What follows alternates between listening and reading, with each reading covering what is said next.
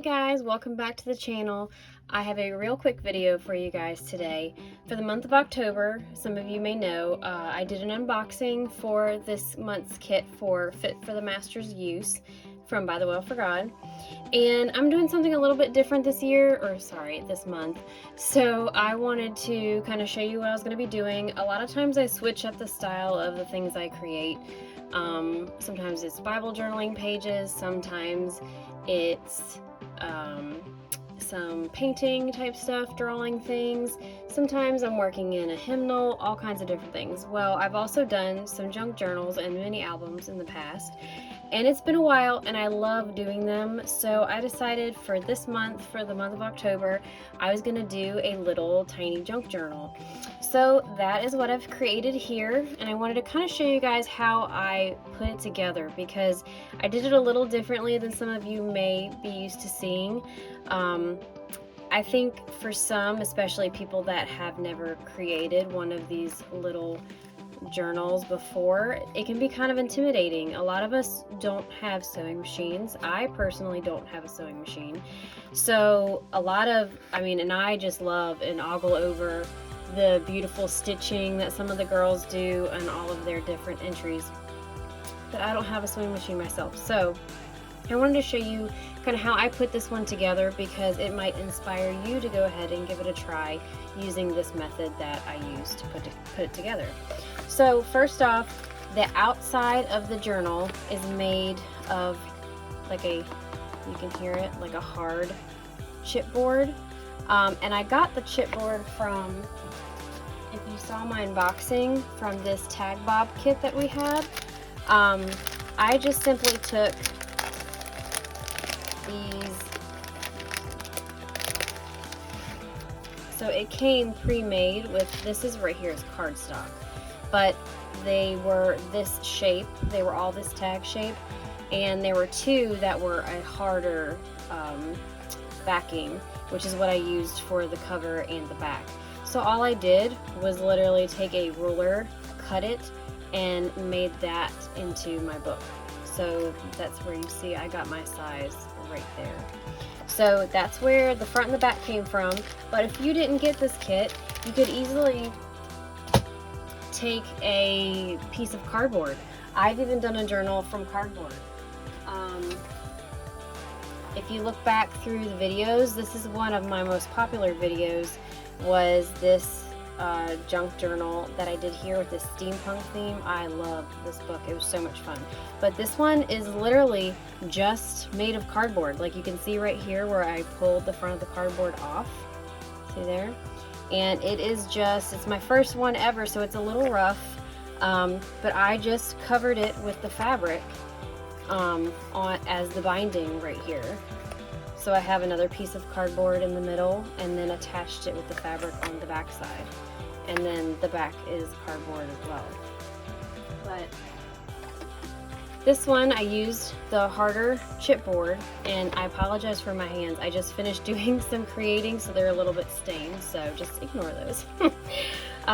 So all I did was cut up the shape I wanted, and then I took my fabric and cut it a little bit longer on the edges, laid it down. I just simply used a glue. The glue I used right here is this acid-free tacky glue. So it held up really well. And then folded the edges over on the front and back, and then took a piece of, for this I used some of the coordinating cardstock and cut it down so that way it just covered up some of the raw edges underneath. So that's really all I did to cover that up there.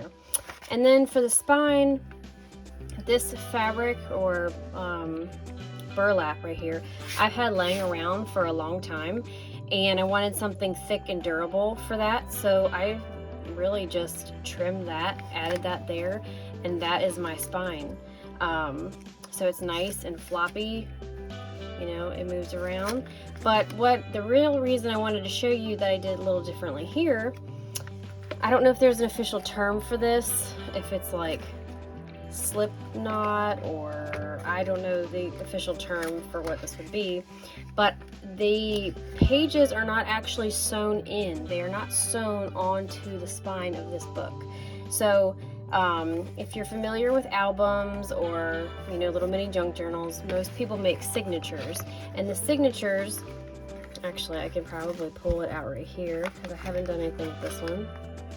I'll show you how these work, and hopefully it won't rip my page. I can always untie it. So here, this is like a signature. For these, I took the little file folders that coordinate, and then I put this random piece of paper in here that I've dyed. There's also another video, if you look back in my videos, on how to dye paper with flower petals, which is what this is here. So I just mixed that in for some texture and some fun. Added a little edge right there too, just to add some interest. So these, like I said, I don't have a sewing machine, so I simply just punched holes and then took a needle and thread and threaded it through back and forth, just so, and I really didn't even have to do that. I only did that so it kind of kept all my pages still and they weren't constantly flopping around as I was trying to stick them in. But as you can see, they're not sewn onto the spine right here. All I did was I actually have two. So since I created two signatures, I have this one here and this little chunk right here. I have two pieces of fabric here. I have a piece of fabric and then a piece of twine, actually. And I just simply put it behind, up through, tied it on top, and then you take your piece here and just feed it through right here underneath your fabric or string or whatever you decide to use. And try not to rip my paper, and you don't have to worry about that. You know, you tie it when it's all done, but I've already tied mine.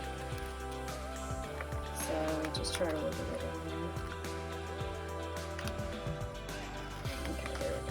And because it's just tied, I can always loosen it. I just don't feel like it right now.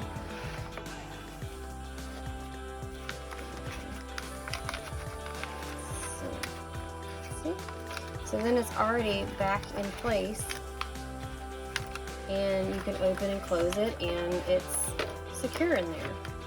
So it's a really easy way, and the nice thing about doing it that way too, sometimes you'll decide later, oh, I wish I had added this certain paper or something. Like, let's say I found this really fun paper and I wanted to insert it in here. You would still be able to, because it's just attached with that string. You could just simply take your piece of paper and thread it through there underneath and fold it through. Like, you could still add and pick and choose and, you know, customize it however you want to, depending on what you decide to do. So let me show you another example of this. I created this little tiny junk journal at a retreat last spring, and this is where I got the idea from. This one, again, is just simply some cardboard material, and here, instead of being covered in fabric, this one's just covered in some paper, some colored paper. And again, covered the inside with another piece, just so you don't have your raw edges right here. And then this one, these signatures aren't even sewn together. These are all simply just slipped in here. So if you look right here, this one is tied in. So this one has two pieces of string or fabric. So this one, you can just simply pull it out, rearrange it. Let's say I wanted to put that one there and this one here instead. You can totally just change it around, like, okay, I like that one better, you know? So it's a really nice, handy way of doing your junk journals, especially if you think, like, this one's really pretty. It had a little butterfly tucked in there, and he's loose. I could move him around if I wanted to. So it's a really easy way to create a little junk journal or a mini album if you're feeling like you can't do the sewing portion. If you don't even have to make the signatures.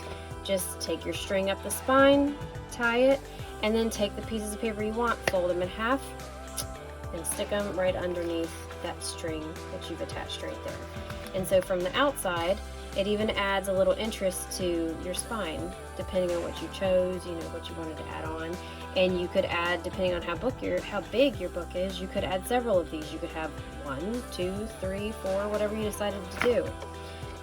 You know, think you want to add more, go back in and add more, or take some out, or whatever. Totally customizable. So anyway, real quick, I just wanted to show you that's how I created mine, and I will be working through this little book for the month of October, and when it's all said and done and finished, I'll share a little flip through for you guys as well. So I hope you guys find that helpful, and if you have any questions at all, please let me know down in the comments, and I would be more than happy to help.